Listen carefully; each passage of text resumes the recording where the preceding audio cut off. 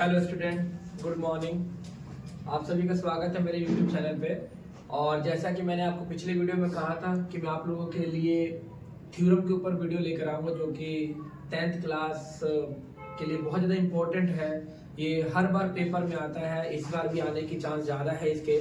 इसलिए जिन बच्चों को थ्योरम नहीं आता है वो कृपया करके इस वीडियो को ध्यान से देखें और पॉज करके आप लोग इस वीडियो को जो भी समझा रहा हूँ आप लोग अपने फेयर कॉपी पे चाहे रफ कॉपी पे उतार लें और उसको अच्छे से प्रैक्टिस कर लो, क्योंकि बेटा 6 मार्क्स का क्वेश्चन है तो बहुत ज्यादा सिंपल है, हार्ड कुछ भी नहीं है। ठीक है, अच्छे से प्रैक्टिस करना है ताकि आपके पेपर में मार्क्स आ सके। ठीक है, तो अभी मैं आपको समझाने वाला हूँ बीपीटी थ्योरम। जैसा कि मैंने आपको कहा था कि मैं 3 थ्योरम के ऊपर वीडियो बनाने वाला हूँ।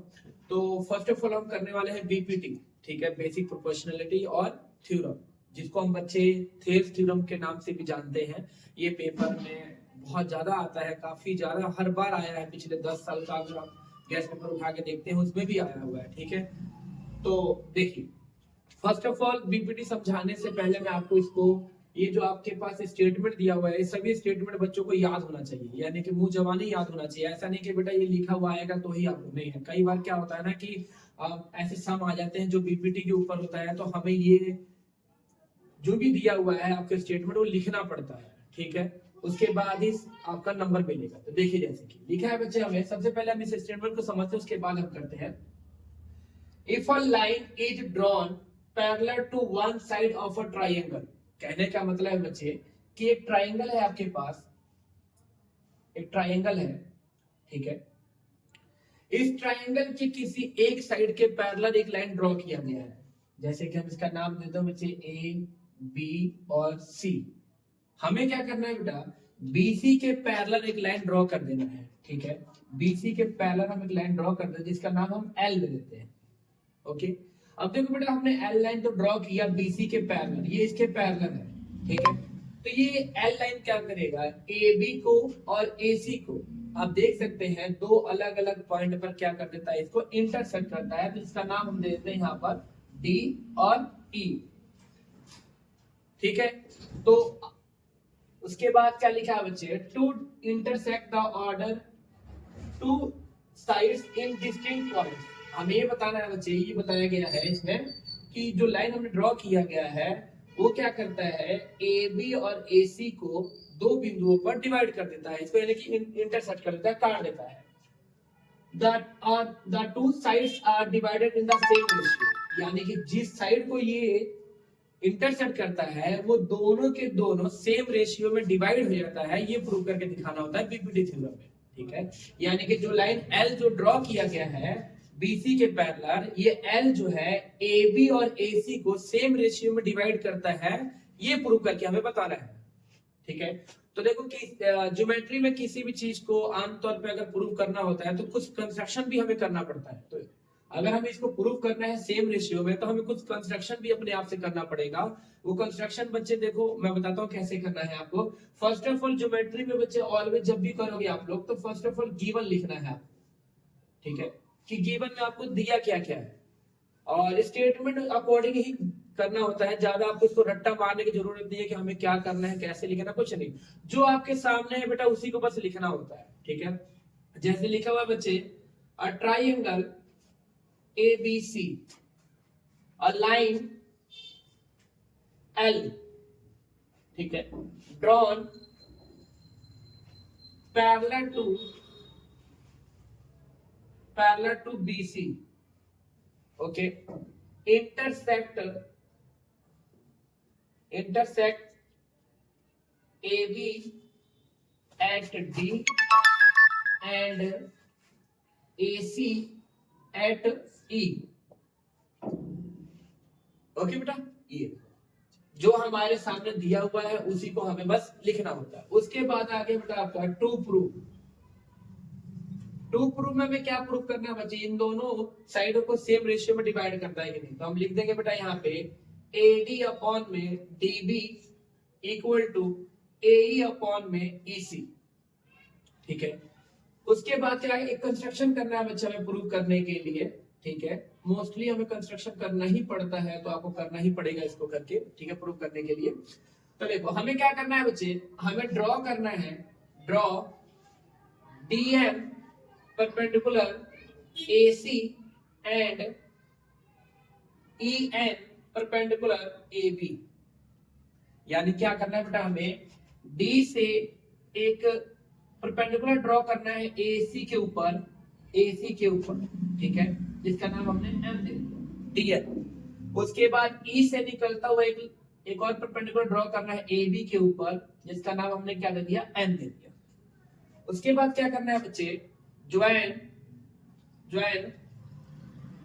DC एंड BE, हम इन दोनों को ज्वाइन भी कर देना है, यानी कि मिला देना है इसको, ठीक है। ये जो फिगर है ये सभी बच्चों को अपने आप से बनाना होता है, और पेंसिल से ही बनाना बेटा, पेन से नहीं बनाना, ठीक है। भले नाम आप लोग पेन से देना, लेकिन बनाना फिगर पेंसिल से ही, वरना एग्जामिनर कई बार मार्क्स काट सकते हैं वो, ठीक है। ये देखो आपके सामने बच्चे, हमने गिवन लिख दिया, टू प्रूफ लिख दिया, कंस्ट्रक्शन लिख दिया, ठीक है। अब हम इसको करने वाले हैं प्रूफ, ओके। अब हम करने वाले हैं प्रूफ, ठीक है। देखो बेटा, हम चलते हैं हमारे टू प्रूफ के ऊपर। मैं तुम्हें सिंपल वे से समझाऊं अगर, तो इसका सिंपल सा फंडा ये है, जैसे मैं मोस्टली बच्चों को समझाता हूं। हमें देखना फर्स्ट ऑफ ऑल ये AD अपॉन DB। हमें क्या करना है बच्चे, AD अपॉन DB देखो तो एक तरह से आपके लेफ्ट हैंड की साइड है ये, तो हमें क्या करना है, पहले इसको प्रूव करना है, ठीक है।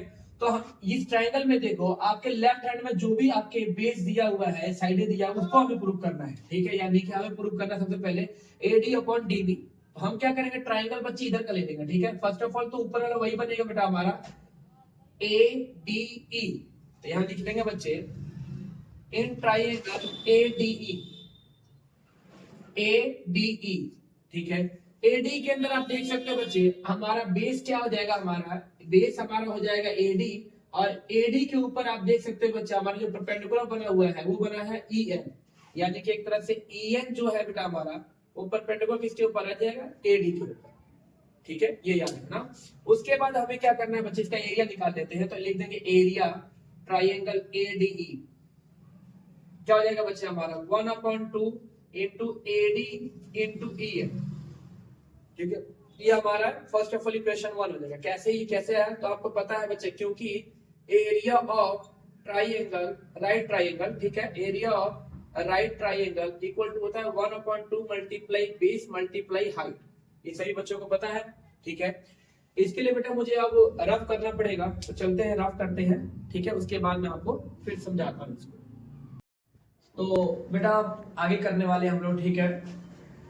उसके बाद देखो बच्चे, हमें जो ट्रायंगल लेना है, उसके बाद हमें लेना है बच्चे ये BD और E, BDE, ठीक है, BDE।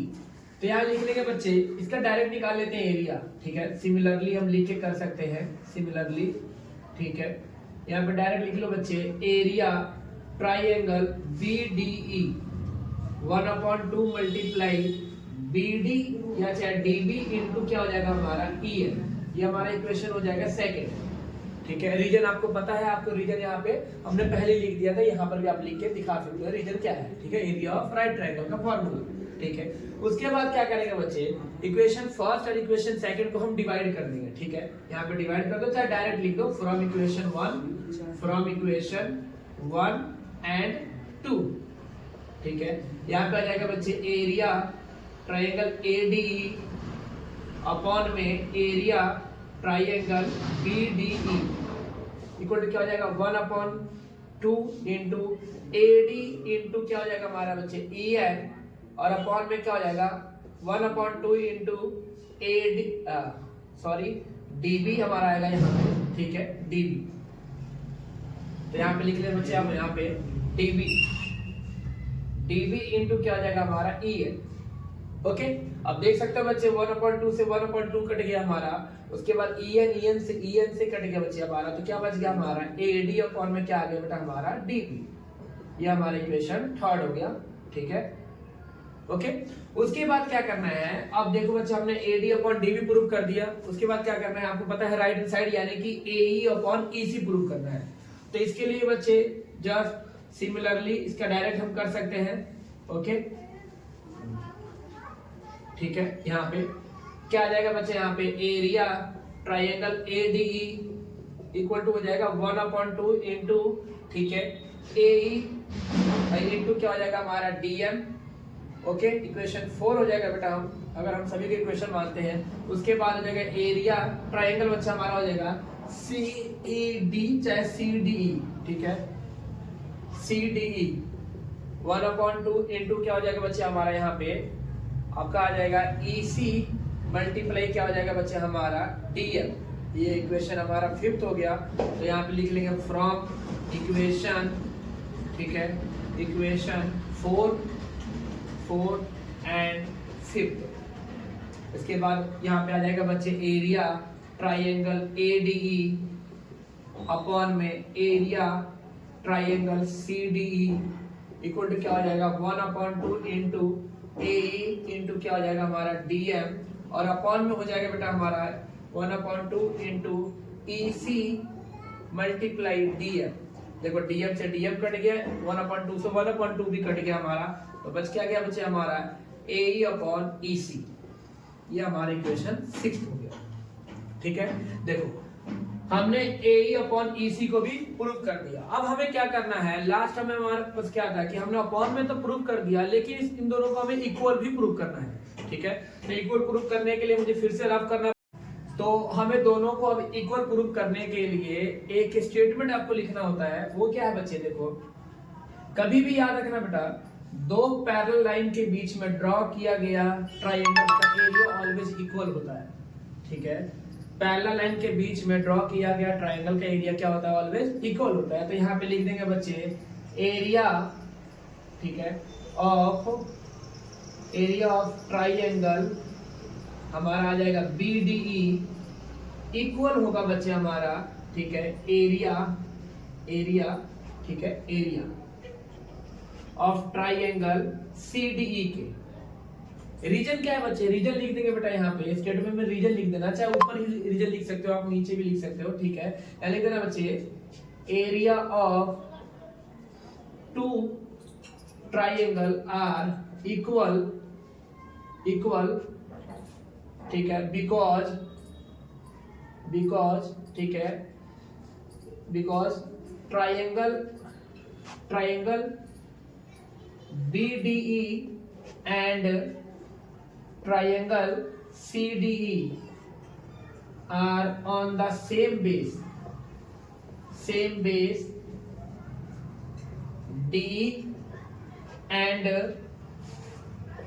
between two parallel lines DE and BC। ये आपके पास बच्चे, ये आपका रीजन है। इस रीजन के अकॉर्डिंग हम कह सकते हैं ट्राइंगल BDE का एरिया और ट्राइंगल CDE का एरिया हमारा क्या होता है, सेम होता है। हम इसको मान लेते हैं इक्वेशन 7, ठीक है। अकॉर्डिंग टू, देखो मैंने हर एक इक्वेशन का नाम दिया, इसलिए इक्वेशन 7 पहुंचा। आप लोग दे भी सकते हो और नहीं भी दे सकते हो, क्योंकि इक्वेशन का नाम देने से हमें पता लग जाता है बच्चे की कौन से इक्वेशन में कौन सी इक्वेशन की वैल्यू पुट करनी होती है, ठीक है। ये रीजन है बच्चे, देखो ध्यान से, आपको मैंने आपको पहले ही बताया था कि दो पैरेलल लाइंस, देखो बच्चे हमारा दो पैरेलल लाइंस कौन सा है, हमारा DE और BC, ये दोनों लाइन आपस में पैरेलल है। इनके बीच में देखो बच्चे BDE और CDE, इन दोनों के बीच में बना हुआ ट्राइंगल है, ठीक है। इन दोनों का एरिया सेम होगा, और BDE का DE और CDE का D, दोनों के दोनों बच्चे, दोनों ट्राइंगल में हमारा बेस क्या है, सेम है। ये हमारा रीजन है, ठीक है। आप देख सकते हो बच्चे यहाँ पे, हमारा यहाँ पे देखो बच्चे CDE किसके बराबर है, एरिया BDE के, ट्राइंगल BDE, ठीक है।